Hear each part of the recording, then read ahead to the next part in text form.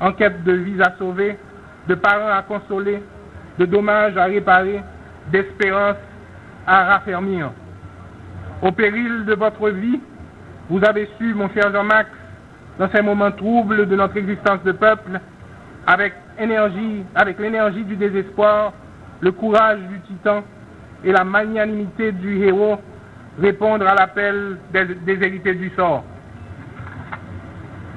Dominant avec or et méthode le jeu politicien, vous avez bien compris que le rôle de la République, c'est d'extirper du cœur de chaque Haïtien les germes de l'injustice, qu'elle soit sociale, économique ou politique. Et au timon des affaires gouvernementales, vous avez œuvré pour semer les ingrédients de la solidarité nationale et de la tolérance. Traversant avec panache l'écrasante solitude de la primature, vous avez su assurer et maintenir le juste équilibre entre les exigences de la bonne gouvernance et la satisfaction des besoins sociaux de base, effectuer le choix courageux entre la préparation de l'avenir et la gestion du présent, enfin distinguer la rumeur politicienne des cris angoissés qui jaillissent des poitrines de la majorité souffrante. Monsieur le Premier ministre, vous avez bien mérité de la patrie. Et vos compatriotes, reconnaissant par ma voix, rendre hommage à votre patriotisme et votre compréhension agissante. Vous pouvez, avec une douce fierté, la satisfaction ineffable que procure le sentiment du devoir accompli, rentrer sous la tente, heureux d'avoir bien rempli votre journée et accompli votre difficile mission avec le plus grand succès. Mon cher Jean-Max, chers amis, à ce carrefour de notre vie de peuple se joue le destin des millions d'Haïtiennes et d'Haïtiens qui, par les urnes, viennent de traduire à haute et intelligible voix leur volonté inébranlable de changement en faisant du président Joseph Michel Martelly le dépositaire et le garant de leurs aspirations légitimes au bien-être et au progrès. Je m'honore d'occuper cette haute charge et d'assumer la responsabilité à la fois lourde et exaltante de conduire les affaires de l'État. Je vous remercie tous de l'accueil amical et chaleureux que vous m'avez réservé. Je m'engage à entretenir le culte de la discipline, du civisme, de la morale politique, de la transparence et de la clairvoyance que vous avez ici institué, transformant ainsi la primature en un haut lieu de prise de décision où la compétence et le civisme, la science et l'humanisme, la compréhension et la solidarité humaine, la modernité et le pragmatisme se conjuguent pour déterminer l'orientation à donner à nos choix de politique publique utiles à l'intérêt collectif.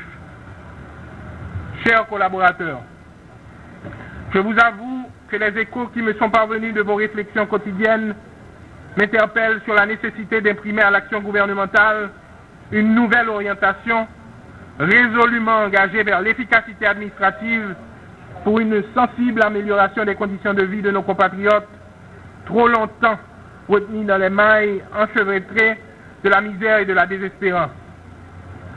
Le défi à relever est immense. Mais Jean de Dine l'a énoncé, le peuple n'a pas qu'à attendre nous encore. Nous devons innover et puiser dans le puissant et soudain courant de bien vivre ensemble qui traverse notre société. L'énergie motrice nécessaire à la découverte et à l'application des solutions adéquates et opportunes à nos problèmes de fond. Le contexte dans lequel je prends charge ne se prête guère aux déclarations d'intention ni aux vœux pieux.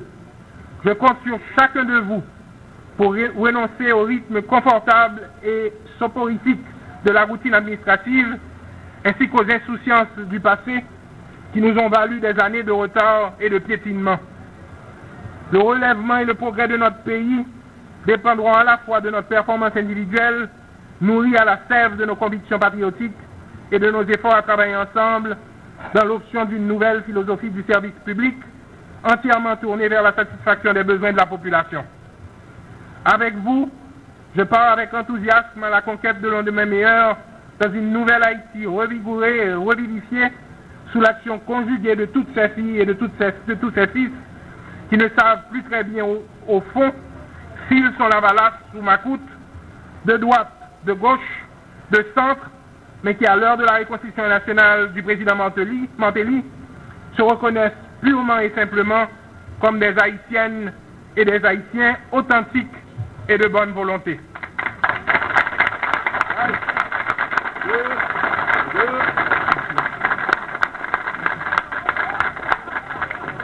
Je vous invite à m'accompagner tout au long de cette nouvelle marche initiée par le président de la République au nom de l'haïtianité retrouvée et raffermie.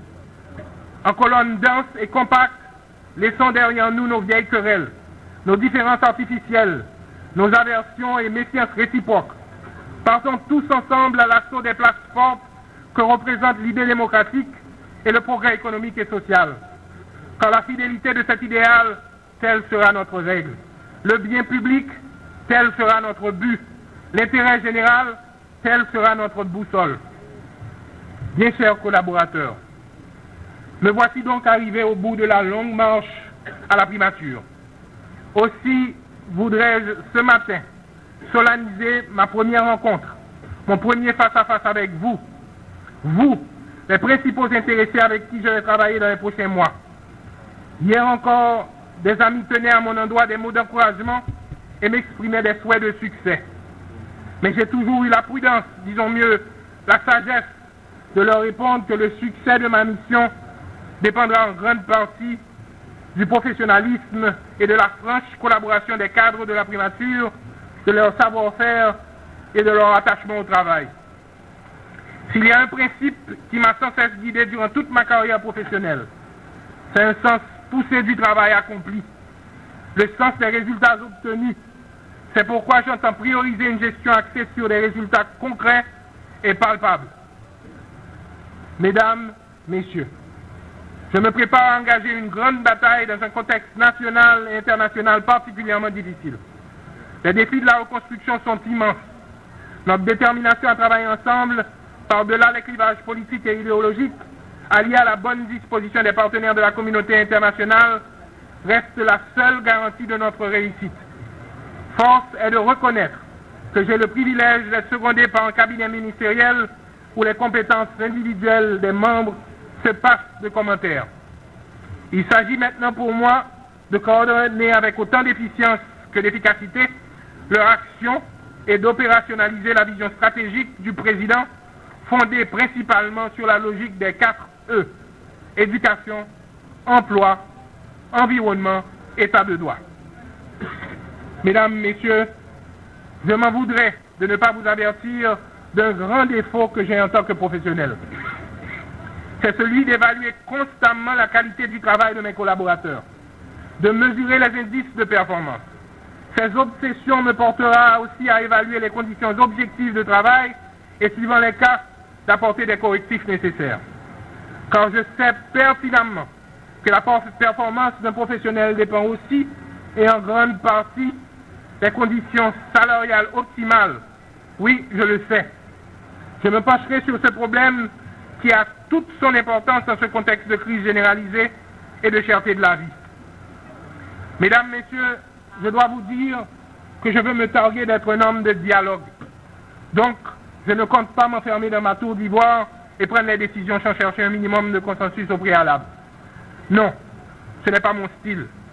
Pour avoir travaillé longtemps dans le circuit international, je connais les vertus de la parole, le pouvoir des mots, la noblesse de l'écoute de l'autre et la grandeur de prendre une décision avec l'accord général. Ainsi, mes portes seront toujours grandes ouvertes pour les membres du personnel qui, tout en respectant les normes et procédures établies, souhaiteront dialoguer avec moi sur un sujet spécifique.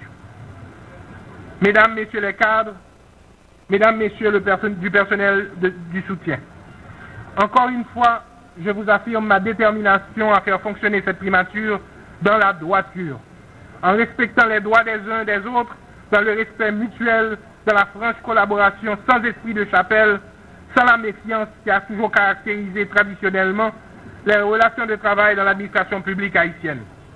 Je compte sur votre collaboration et vous remercie d'avance de l'excellente qualité de travail qui sera fournie et de la rectitude avec laquelle vous m'aiderez à assurer une gestion saine de ce bureau.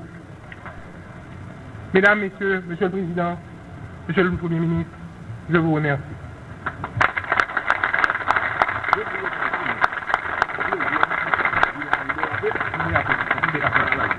Prenez.